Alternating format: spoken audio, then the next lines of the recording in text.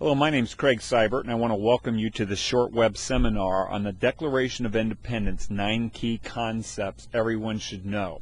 And if you're an international listener, we invite you to listen in as we take a look at this important United States founding document. 90% of today's Americans have never heard what you're about to hear. But in 1776, 90% of Americans had a basic understanding of what you're about to hear. Thomas Jefferson said this: the price of freedom is eternal vigilance. And so we hope that this process of looking at the Declaration in more detail will spur us on to a new revolution of freedom as we understand this founding document. The 9 key concepts can be broken down into 3 more broad categories. The first is understanding the basic structure of the Declaration. Second of all, understanding the 7 component parts within that basic structure. And then thirdly, understanding that the Declaration and U.S. Constitution are designed to work together. So let's first take a look at understanding the basic structure. The total length of the Declaration of Independence is just under 1,400 words. About 400 words spell out the essence of the principles and beliefs upon which the United States was founded. These 400 key words are split about equally between the opening and the closing of the document. The other 1,000 words appear in the middle of the Declaration and outline over 25 abuses of King George III over a 10-year period. And so you can see the significance of the weight of the introductory words, the closing words, where some key concepts are outlined, and then these middle words, which there are 1,000 of them, really outline the abuses of King George III. So that's all that's involved in understanding key concept number 1, is that there's these 3 broader categories that the Declaration breaks down into. Now let's take a look at the 7 component parts. Now as we look at the detail of these 7 parts, we find that 4 of them are included in the introductory remarks. The first is the reason for the Declaration, and this is stated in the opening sentence. When in the course of human events, it becomes necessary for one people to dissolve the political bands which have connected them with another, and to assume among the powers of the earth the separate and equal station to which the laws of nature and of nature's God entitle them, a decent respect to the opinions of mankind requires that they should declare the causes which impel them to separation. And so this is the introductory remarks for why the Declaration is being written. The second thing that's in that introductory remarks, in that general category, are the self-evident truths that many people are familiar with. We hold these truths to be self-evident, that all men are created equal, that they are endowed by their Creator with certain unalienable rights, that among these are life, liberty, and the pursuit of happiness. That among these are life, liberty, and the pursuit of happiness. And in our modern age, we confuse happiness with hedonism, and that is not what the founders of this document had in mind. Their perspective of happiness in 1776 would have meant this: that the individual would have the freedom to use their time, talent, and resources to pursue the directions in life that they believed would bring them the most satisfaction and would benefit their family, friends, fellow man, and future generations the most. What's also interesting about this introductory paragraph is this. In this short paragraph, the founders also describe the purpose of government, and they say this: that to secure these rights, governments are instituted among men deriving their just powers from the consent of the governed.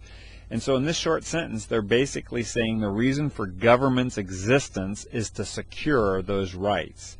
And then lastly, in this introductory paragraph, they give reasons for altering or abolishing a form of government. And they say this: that when any form of government becomes destructive of these ends, that is, preserving the self-evident truths that they had already named, it is the right of the people to alter or to abolish it and to institute new government, laying its foundation on such principles and organizing its powers in such form as to them shall seem most likely to affect their safety and happiness.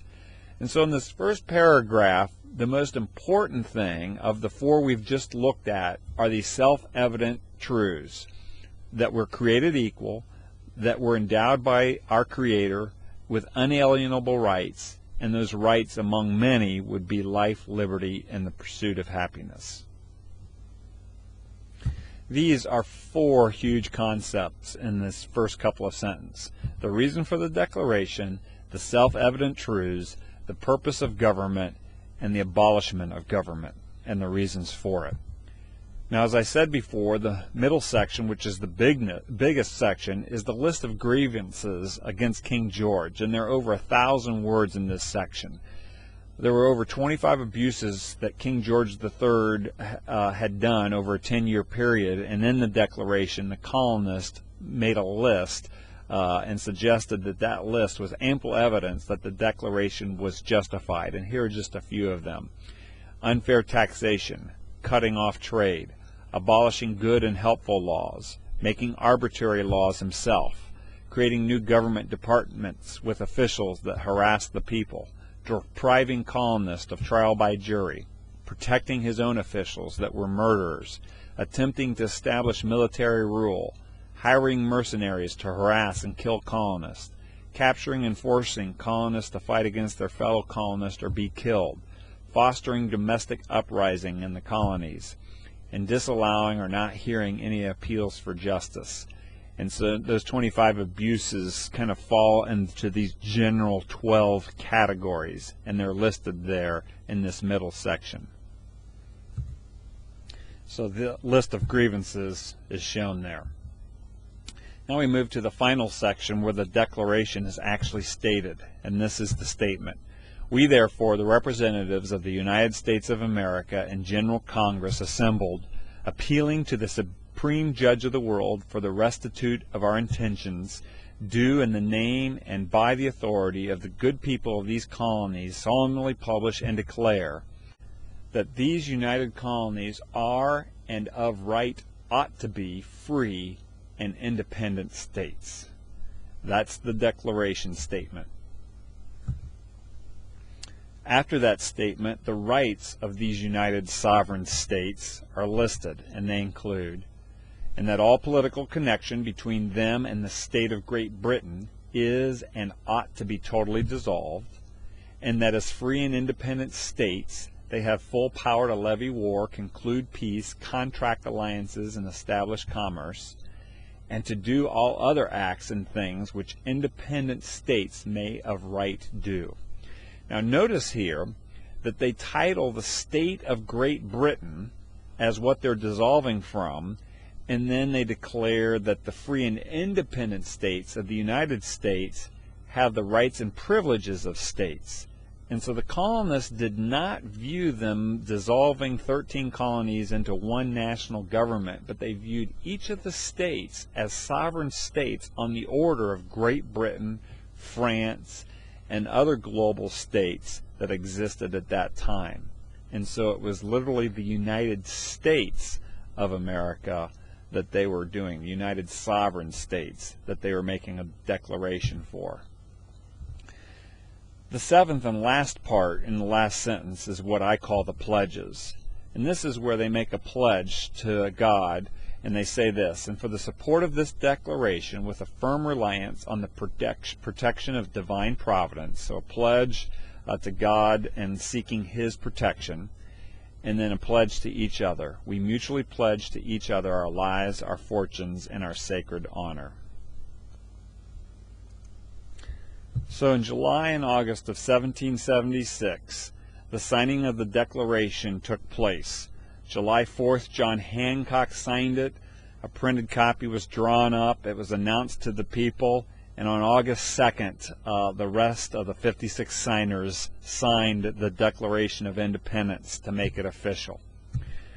You can have a better understanding of the Declaration of Independence. You now know more than 90% of Americans do about this document by simply reading the first 200 words and the last 200 words. Challenge others to do the same. Don't settle for bland or manipulated history.